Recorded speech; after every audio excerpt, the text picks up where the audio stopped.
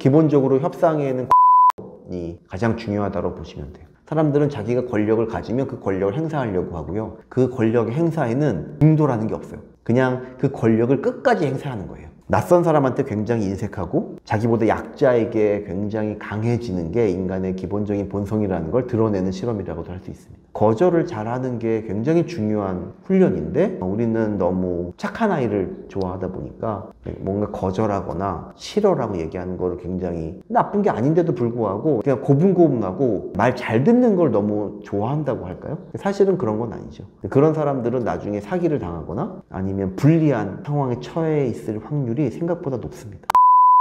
최근에 노벨 경제학상을 받은 분야가 있는데요. 그 분야가 이제 행동경제학 또는 실험경제학이라고 하는 분야입니다. 여기에 가장 재미있는 실험 중에 하나가 최후 통첩 실험이라는 게 있어요. 이 실험은 실험 참가자 A에게 일정한 액수의 돈을 예를 들면 뭐 $10를 주고 그 중에 원하는 만큼을 다른 참가자 B에게 주라고 지시를 합니다. 만약에 B가 A의 제안을 거부하면 두 사람 모두 돈을 얻지 못해요. 반면에 B가 A의 제안을 받아들이면 제안한 대로 나누어 가지게 됩니다. 그리고 이때 제안은 단 한 번뿐이에요. 이 실험을 최후 통첩 실험이라고 부르는데요. 이 실험의 재미있는 점은 전통적인 주류 경제학은 제안자 A가 가장 작은 금액, 예를 들면 뭐 $1를 제시하고 B는 A가 제시하는 금액만큼의 크기를 어떠한 크기가 제한되든지 간에 그냥 받아들인다가 전통적인 주류 경제학 예상 결과였는데 언제나 0보다 1이 크고 뭐 어차피 거절해봐야 0이기 때문에 그냥 1을 받는 게 더 나은 선택인 거죠. 합리적인 의사결정자라면. 그런데 실제로 실험을 해보니까 굉장히 많은 사람들이 거절을 했어요. 기분 나빠.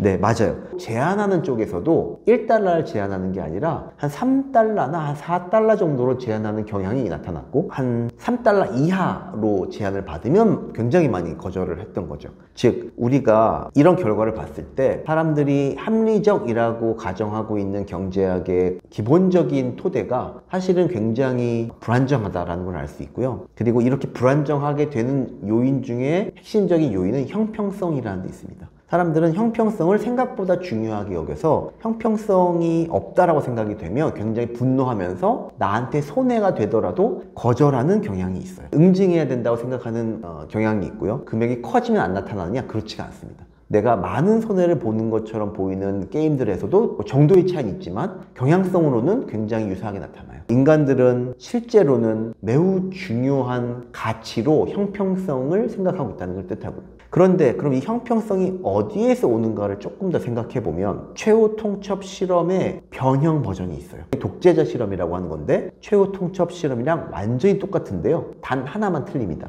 거부권만 없어요. 최후 통첩 실험은 거부권이 있었는데요. 독재자 실험에서는 거부권이 없어요. 그럼 어떤 결과가 나타났을까요? 가장 흔한 제안이 $1예요. 제안하는 사람은 그냥 $1 준다고 결정합니다.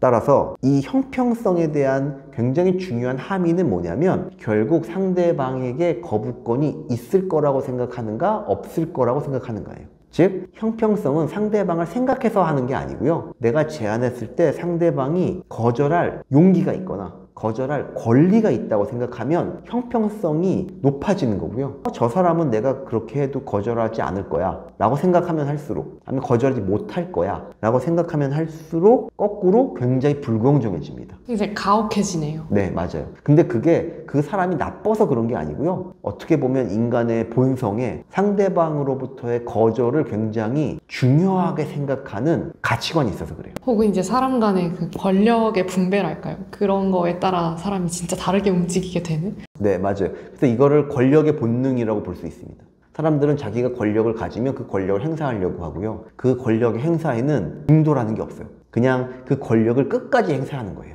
즉 내가 끝까지 행사했는데 제가 거절을 하면 안 되니까 3까지만 행사하는 거지 상대방이 거절하지 못한다고 하면 1까지 행사하는 겁니다. $1까지. 그래서 이러한 실험들을 통해서 경제학자들은 권력이라는 것의 의미, 형평성의 의미를 깨달아간 것이라고 볼 수 있고요. 이러한 기본적인 실험들이 행동경제학에 굉장히 많은 토대가 된 실험입니다. 그래서 낯선 사람한테 굉장히 인색하고 자기보다 약자에게 굉장히 강해지는 게 인간의 기본적인 본성이라는 걸 드러내는 실험이라고도 할 수 있습니다. 사람이 막 옛날에는 뭐 선하냐 악하냐 뭐 이런 얘기 옛날 철학자들이 했었었는데 근데 결국은 선할 수도 있고 악할 수도 있고 그거는 권력이 어떻게 분배되어 있느냐 내가 어떤 위치에 있느냐 이런 거에 따라 되게 다르다. 많이 달라지게 되죠. 그러니까 거꾸로 생각하면 내가 협상력이 없다고 생각하더라도 거부권을 행사할 수 있다라고 주장해야 되는 거죠. 그리고 실제로 그 주장을 관철할 때 들어가는 비용을 좀 감수해야 됩니다. 그러면 상대방은 저 사람은 거부권이 있네? 라고 생각해서 훨씬 더 공정해지게 되거든요. 그런 의미에서 협상이라든가 아니면 경영에서도 굉장히 중요한 의미가 있는 실험들입니다. 그리고 이러한 맥락이 이제 사기에서도 똑같이 적용됩니다. 기본적으로는 사기라는 건 저 사람이 사기를 거부할 수 없다라는 생각에서 기초두고 있는 거거든요. 근데 그냥 내가 싫어 라는 말 한마디만 해도 사기를 덜 당하게 돼요. 저 사람 거부권이 있네? 그럼 내가 뭘 말한다 그래도 노라고 말할 수 있는 힘이 있는 거네? 라고 생각하기 때문에 거절을 잘하는 게 굉장히 중요한 훈련인데 우리는 너무 착한 아이를 좋아하다 보니까 뭔가 거절하거나 싫어라고 얘기하는 거를 굉장히 나쁜 게 아닌데도 불구하고 그냥 고분고분하고 말 잘 듣는 걸 너무 좋아한다고 할까요? 사실은 그런 건 아니죠. 그런 사람들은 나중에 사기를 당하거나 아니면 불리한 상황에 처해 있을 확률이 생각보다 높습니다. 약간 비약이지만 거절을 잘하는 사람이 많을수록 공정한 사회가 된다. 이렇게까지 말하셨어요. 그럴 수 있어요. 근데 이제 그 거절이라는 게 뭐 말도 안 되는 그런 거절이라기보다는 자기의 권리를 지키거나 자기를 보호하기 위한 용기를 내는 걸 뜻하는 거예요. 그러니까 거절을 해가지고 거꾸로 상대방 골탕 먹이겠다. 그런 거는 똑같은 얘기거든요. 거절의 행위 자체가 중요한 게 아니라 거절과 거부를 통해서 내 권리의 최소한의 한도를 지키고 나의 존엄을 지키거나 아니면 나의 협상력을 최소한을 유지한다는 측면에서 의미가 있는 거죠. 협상에서도 마찬가지인데 내가 예를 들면 뭐 약자라고 해가지고 협상 테이블에서 거절을 하지 못할 거라고 생각할 이유가 전혀 없어요. 물론 비용이 좀 들 수는 있지만 그 비용을 내가 감내할 용기와 판단이 필요해요. 근데 사람들은 그 비용을 감내하는 걸 생각보다 못합니다. 그 비용이 너무 나한테 크니까요. 상대방은 그걸 아니까 예를 들면 직원들이 회사에서 잘리면 힘들 걸 아니까 회사에서는 갑질할 수도 있는 거거든요. 근데 잘릴 거를 두려워하지 않는다는 걸 보여주면 거꾸로 잘라버리려고 생각하지 않을 수 있어요. 왜냐면 그때부터는 저 사람을 잘랐을 때 회사가 드는 비용을 생각하거든요. 진짜 나가서 업무가 일정 기간 동안 마비가 될 수도 있거나 나가서 소송을 걸 수도 있거나 나가가지고 뭔 일을 할지 모르잖아요. 그러니까 그거를 악용해서도 안 되지만 그게 그냥 좋은 게 좋은 거야 라고 하는 것이 꼭 좋은 결과를 가져오는 건 아니에요. 기본적으로 협상에는 거부권이 가장 중요하다고 보시면 돼요. 협상 잘하는 법 이런 것도 그냥 조금만 더 얘기해 볼까요?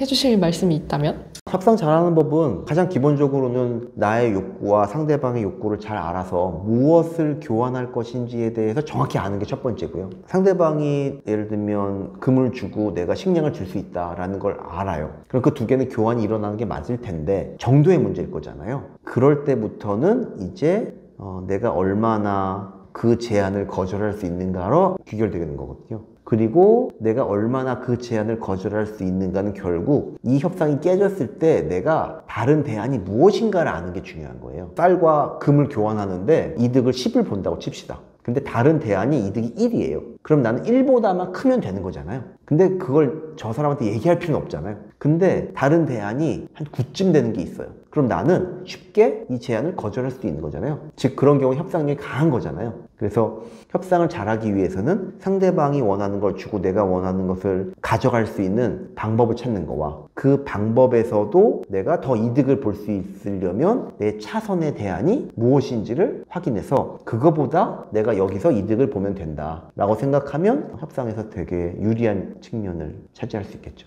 조금 더 나가보면 이거 좀 약간 나쁜 것 같기도 한데 상대방의 대안이 뭐가 있는가? 그건 너무 당연한 거죠. 근데 상대방의 대안이 그거밖에 없다고 생각했는데 상대방이 강경하게 나오면 그때부터 이제 블러핑인지 진짜인지 확인해 볼 필요가 있는데 거기서부터는 굉장히 또 예술의 영역에 들어갈 수도 있는 거죠. 예를 들면 포커 치는 사람들은 이제 그런 것들을 굉장히 잘하는 거죠. 그러니까 그런 것들은 일종의 뭐 어떻게 보면 협상의 싸움인 거죠. 물론 수학적 계산의 싸움이기도 하지만 수학적 계산으로만 되는 건 아니거든요. 심리라든가 협상의 기술들이 거기에 막 적용되고 있는 겁니다. 흥미롭네요. 와, 감사합니다. 마치겠습니다.